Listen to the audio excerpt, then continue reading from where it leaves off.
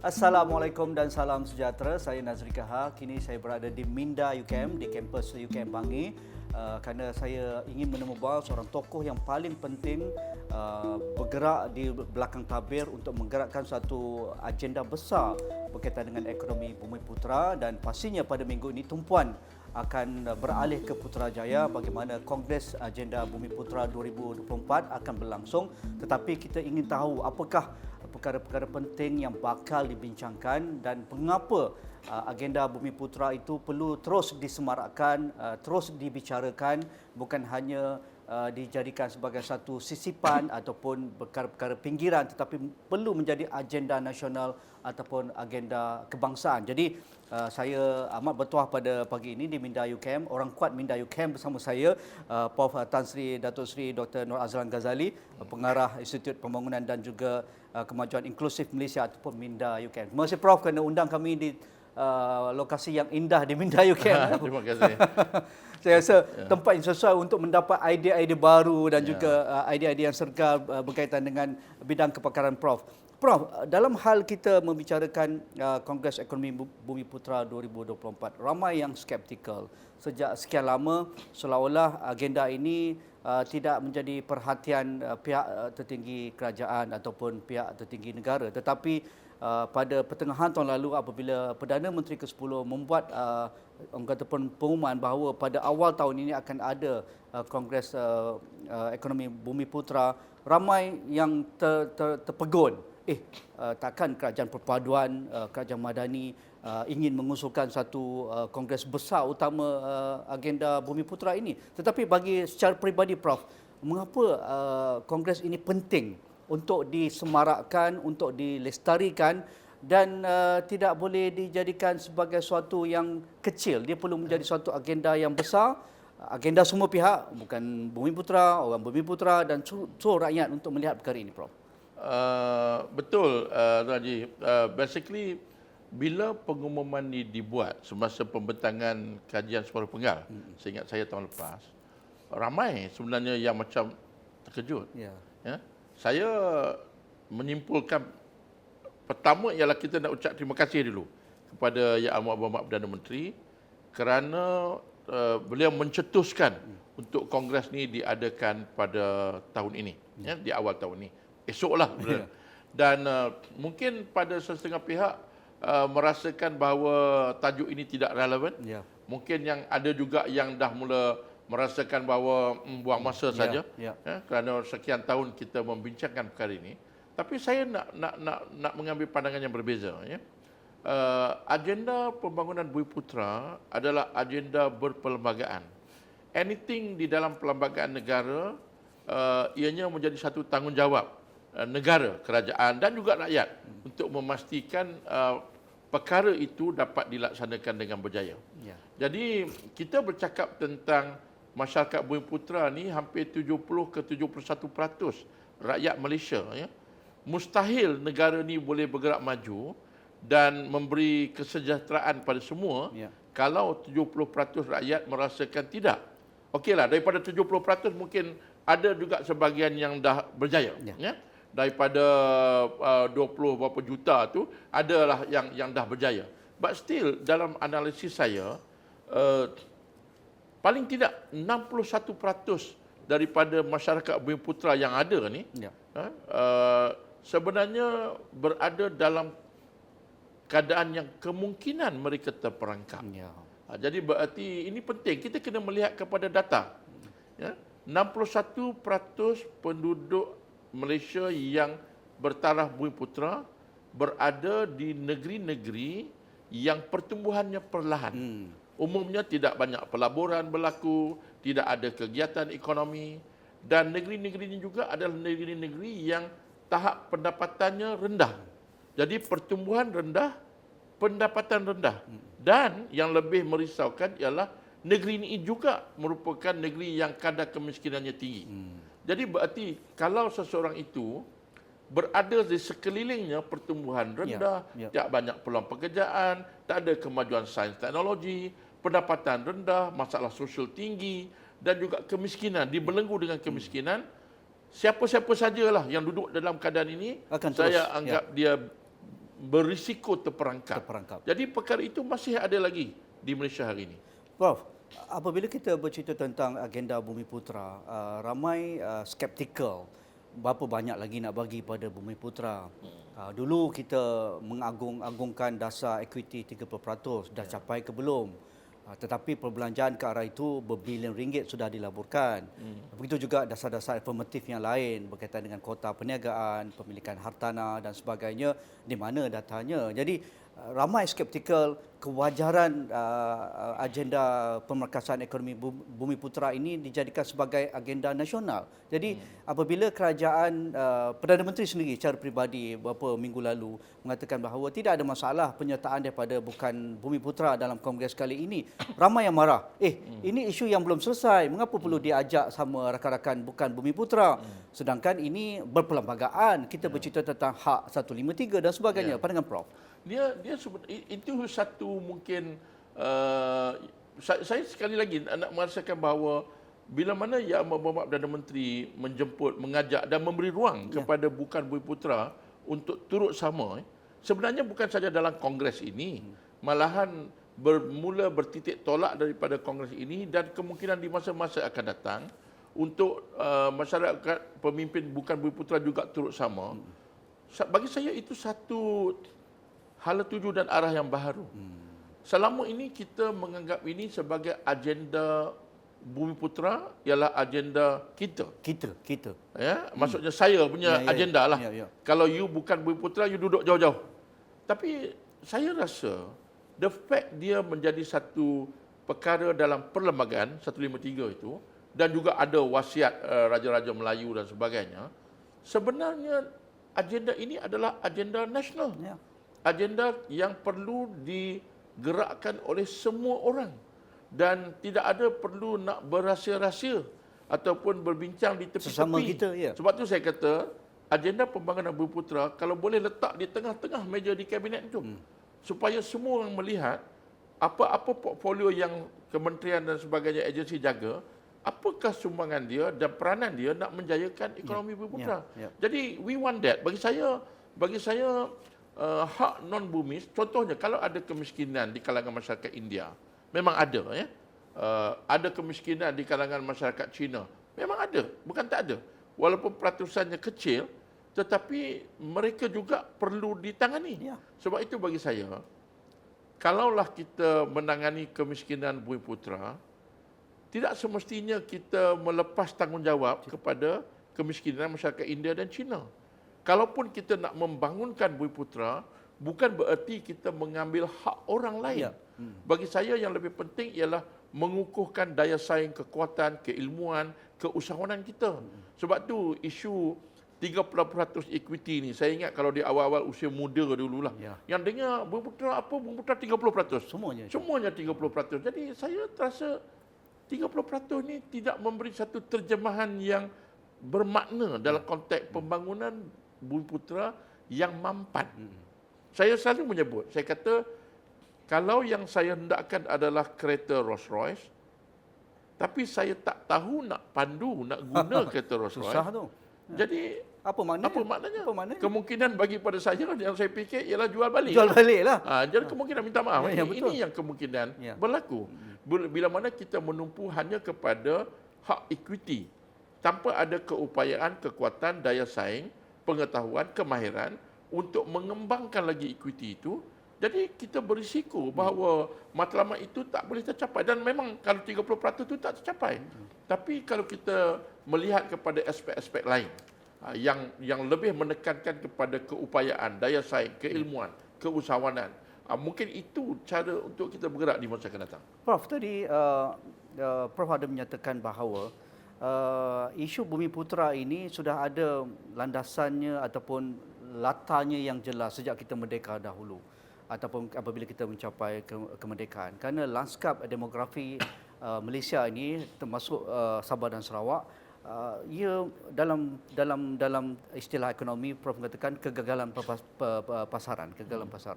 Dan jelas orang Melayu majoritinya berada di luar bandar walaupun berlaku urbanisasi, migrasi yang besar ke dalam bandar dan sebagainya. Tetapi apabila pelaksanaan dasar ekonomi baru, kita lihat ada isu-isu berkaitan dengan rent seekers, Alibaba, berkaitan dengan free riders. Ini yang ditakuti oleh rakan-rakan bukan Melayu. Ataupun di dalam orang Melayu sendiri yang dah berjaya.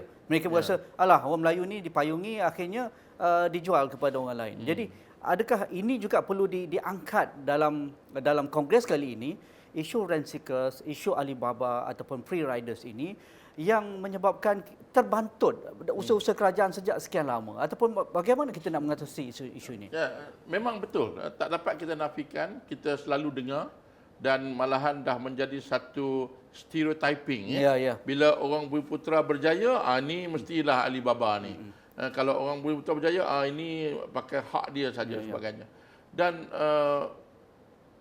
bagi saya penting, pertama kita menerima hak Bumiputera itu sebagai berperlembagaan, itu satu.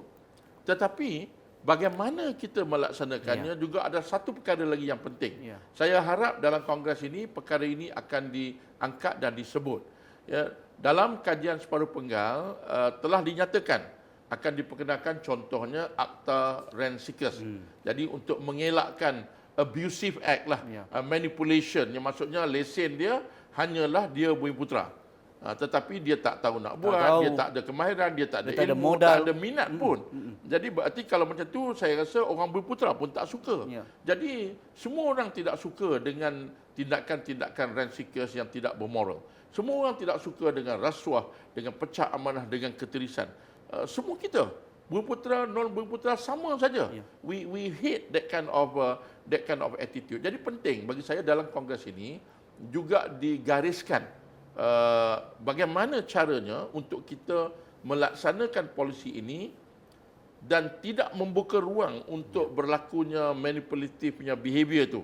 Itu saya merasakan ada beberapa perkara yang penting untuk diperbetulkan supaya kita dapat keluarkan daripada stereotyping ini. Of course, dianya dalam konteks tata kelola, tetapi juga mekanismenya, kaedahnya, berapa lama, siapa, mengapa, bagaimana. Semua ni mesti diperjelaskan. Tak boleh kita kind of membuta-tuli just introduce a policy without improving dia punya methods dan juga pembentukan polisi. Itu sangat penting. Sebab kita nak menepis bahawa seolah-olah mungkin ramai kata, agenda Bumiputera, ni nak teruskanlah. Pengen-pengen lama ni nak datang baliklah. Jadi we don't want that. We want a new way of doing things. Dan saya percaya itu juga harapannya Amat Perdana Menteri, sebab saya tengok beberapa kenyataan-kenyataan beliau berkenaan dengan perkara ini, iaitu untuk kita keluar daripada sudut yang sempit, untuk kita mencari jalan baru, dan saya yakin ada caranya untuk kita kemaskan dan perkukuhkan agenda ini.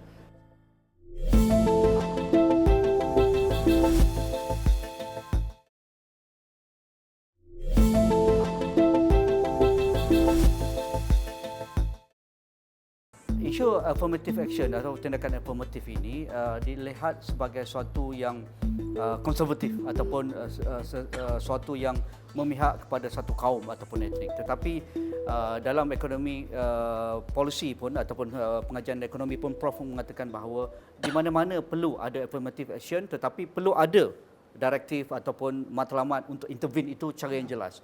Dalam perkara yang empat itu, Prof ada mengatakan tujuannya, kriteria, mekanisme dan juga graduasi. Mengapa ini penting dilihat dalam agenda kali ini? Banyak polisi-polisi kerajaan sebenarnya bukan sahaja Bumiputera, termasuk juga isu subsidi dan bantuan-bantuan yang sekarang ni dinilai semula ataupun diubah semula. Bila mana kita tidak ada kejelasan, saya ada 4 perkara yang saya sebut tu.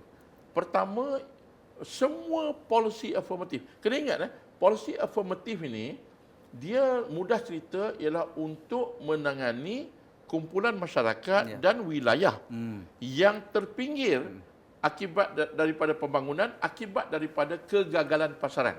Jadi pasaran ni merit based, kuasa pasaran bebas memang ideal. Tetapi andaian yang kuat di sebalik polisi pasaran bebas ni ialah level playing field.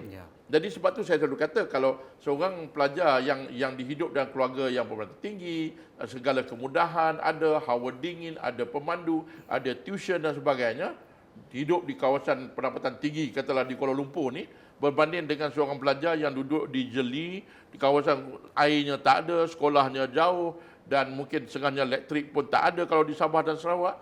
Jadi kalau kita guna merit, 8A Memang. versus 5A, mesti 8A akan dapat. Ya. Jadi 5A ni naturally terpinggir. Jadi sama juga dengan pelaburan, perniagaan. Kita akan pergi ke bandar. Luar bandar mesti akan tertinggi. Jadi policy affirmative, dia mempunyai reasoning, alasan ekonomi yang kukuh. Bank Dunia wujud sebab masalah kegagalan pasaran, makanan dan kemiskinan terbelenggu di negara-negara di Afrika sebagainya. Jadi mereka terpaksa ada polisi begitu. Now, policy affirmative ni sebab dia berbahaya kepada isu apa nama rent seekers tadi. Jadi 4 perkara ya. Dia mesti diperkemaskan ialah siapa, mengapa. Kena pasti tu. Kena pasti, kena jelas. Setiap program policy affirmative dan juga mungkin saya boleh tambah ni program-program subsidi juga. Ya. Mengapa nak bagi? Adakah nak tolong sahaja?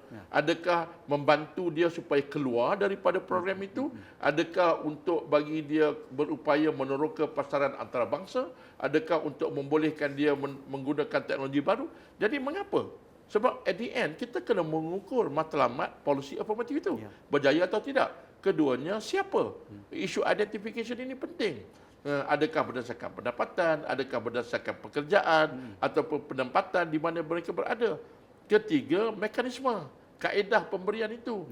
Kalau diberi percuma begitu, mungkin behavior yang tidak bagus terbentuk. Jadi kita boleh buat program yang berbentuk pro-produktif. Bagi bantuan tapi terima kemahiran dan akhir sekali, yang paling penting iaitu graduasinya. Bila bermula dan bila berakhir untuk program itu. Kalau tidak, macam kita buka air sampai bila-bila tak ada orang tutup lah. Itu masalah. Bro, buka air, tutup air ni penting juga. Tetapi macam mana kita nak tahu siapa yang layak dapat? Prof tadi mengatakan bahawa ini isu Malaysia, bukan isu pengajian tinggi, isu Prof Nur Azlan sebagainya. Berkaitan dengan data dan juga kajian. Seolah-olah isu agenda Bumi Putera ini terbantut sekian lama. Kita tidak kata pun monitoring ataupun memantau progres sejak pelaksanaan DEB dan sebagainya. Datanya merata-rata. Mungkin ada setengah, mungkin KPT ada, universiti ada. Tetapi yang pemilikan hartanah, pekerjaan dalam sektor-sektor digital 4.0 dan sebagainya. Jadi bagaimana kita nak kenal pasti siapa yang layak, yang tak layak ni? Dia pertama sekali yang kita lacking adalah pelan induk. Sebenarnya kita tidak ada, minta maaf. Sebenarnya kita tidak ada pelan induk yang dipegang oleh semua orang. Sebab kita ada pelbagai agensi-agensi Bumi Putera.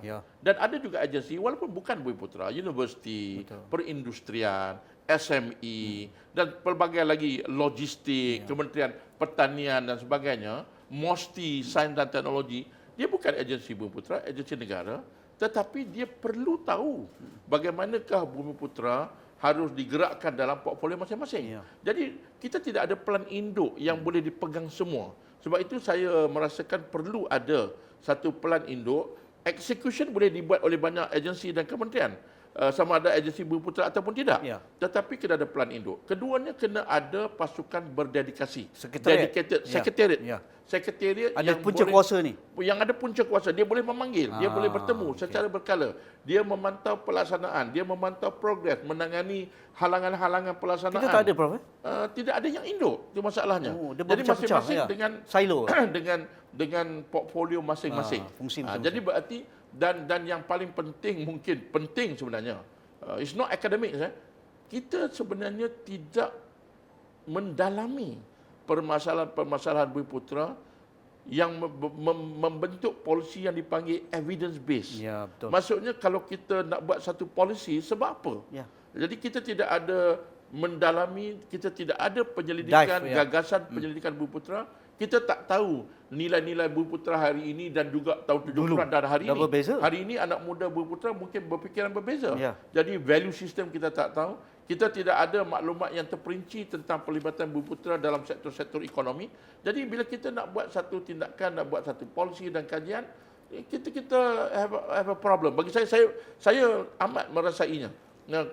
Tidak ada satu pengkalan data yang strategik, yang boleh dicapai, yang boleh digunakan untuk kita membuat Intervene, penambahbaikan. ya. Penambahbaikan. Jadi kadang-kadang mungkin ada data-data itu ada. Ya. Yang saya risau ialah satu, mereka tidak mengutipnya, tak menghimpunnya. Kedua, ada tapi tak mau kongsi. Tapi yang lebih saya risau ialah bila mana ada agensi yang merasakan kalau saya collect maklumat berdasarkan kaum, oh saya racist.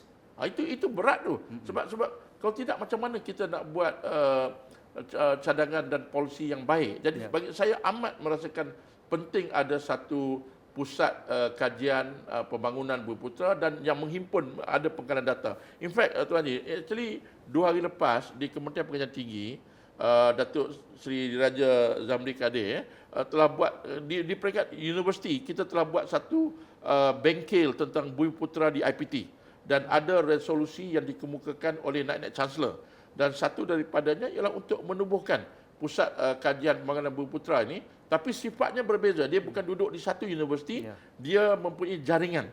Saya membayangkan Universiti Malaysia Kelantan.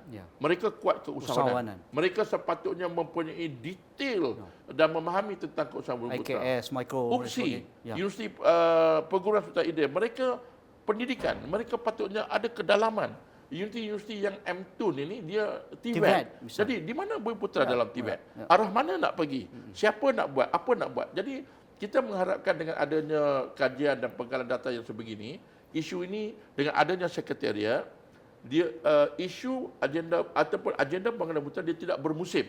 Sebab tu saya ada bagi pandangan tadi, Majlis Ekonomi Bumi Putera, saya haraplah kalau boleh Yang Amat Berhormat Perdana Menteri fikirkanlah, maksudnya supaya dia tidak lagi dia ada berkala pelaporannya, dia ada mesyuarat yang berkala, dia melihat memberi pelaporan kemajuan dan sebagainya. Boleh memanggil sesiapa? Boleh memanggil dan kalau satu benda kecil lah, tapi jangan tukar-tukar nama banyak kali janganlah. Saya pun dah suka seremonial ni. Dulu Majlis Tindakan Ekonomi Agenda Bumi Putera, waktu Majlis Kemakmuran Bumi Putera, now Majlis Ekonomi Bumi Putera. Kalau boleh kita kekal satu sebab ini agenda besar. Betul. Dan semua orang kena faham tu. Prof ni kepakaran dalam bidang pendidikan tinggi. Prof banyak pengalaman sebagai Naib Chancellor, dah lama dalam bidang akademik, melakukan empirical study sampai ke Harvard beberapa kali dan sebagainya. Tetapi nampaknya Prof concern the bigger picture of economics. Jadi sebelum kongres ini Prof ingin melihat suatu yang tangible berkaitan dengan economics, berkaitan dengan agenda pemekasan ekonomi Bumi Putera. Betul, kepakaran Prof dalam pendidikan tinggi, tetapi yang kepakaran Prof dalam bidang mikroekonomi dan juga polisi-polisi berkaitan dengan pemekasan ekonomi Bumi Putera, mengapa ini perlu juga dijadikan sebagai resolusi yang tangible selepas habis kongres ini? Sebenarnya kongres ini janganlah menganggap ramai yang merasakan bahawa itu saja 3 hari habis, kita nak berbincang. Selesai. Sebenarnya tak begitu. Semalam ada perjumpaan, saya dapat dengar hasrat kerajaan untuk memastikan agenda ini akan berterusan dan juga sebenarnya ada kerja lagi nak dibuat selepas kongres ni. Dan saya betul, saya dalam sektor pendidikan. Tapi bagi saya pendidikan itu is subset of the bigger picture of the economy. Jadi kita ada 10 kluster. Kluster Sabah dan Sarawak dan juga yang lain mengikut tema-temanya. Sebenarnya banyak lagi yang tak di-cover. Jadi apa yang kita harapkan ialah daripada kongres ini, laporan-laporan yang disampaikan oleh pengurusi-pengurusi kluster pertama akan disambut oleh kementerian. Sebab pelaksanaannya akan balik ke kementerian. Jadi berarti kalau kita kurang sains teknologi, mesti KPT, Kementerian Pelajaran kena ambil. Kalau kita kurang dalam sektor halal dan sebagainya. Jadi tanggungjawab kementerian mesti ada. Sebab setahu saya ketua-ketua kluster ni yang menggerakkan perbincangan sebagainya, none of us adalah maksudnya orang yang di kementerian. Jadi berarti kita berharap kementerian dan agensi-agensi berkaitan pay attention dan mengambil itu dan meneruskan dengan tindakan-tindakan yang tindakan bersesuaian. Kalau ada bidang-bidang yang tak dibincang, tak di-cover dalam kongres ini, bukan berarti tak penting. Tetapi kita teruskan. Selepas ini, kalau hari ini ada sektor halal, kemungkinan lepas ini ada sektor tenaga terbaru. Betul. Kemungkinan ada sektor otomotif, sektor digital dan globalisasi Bumi Putera. Jadi banyak lagi sebenarnya kerja yang perlu dibuat. Tapi Moga-moga Kongres ini jadi satu cetusan lah untuk membangkitkan semangat. Tapi kali ini kita bukan semangat orang berputera Melayu saja, tapi semangat negara. Itu yang kita lebih penting. Terima kasih Yang Berbahagia Prof. Tan Sri Dato' Sri Dr. Noazlan Ghazali, pengarah Minda UKM. Jadi kita dapat sedikit indikator-indikator apa yang akan dibincangkan sepanjang mereka berkampung di PICC Putrajaya pada hujung minggu ini. Jadi itu sahaja bersama saya Nazrika untuk malam ini. Assalamualaikum, kita jumpa lagi.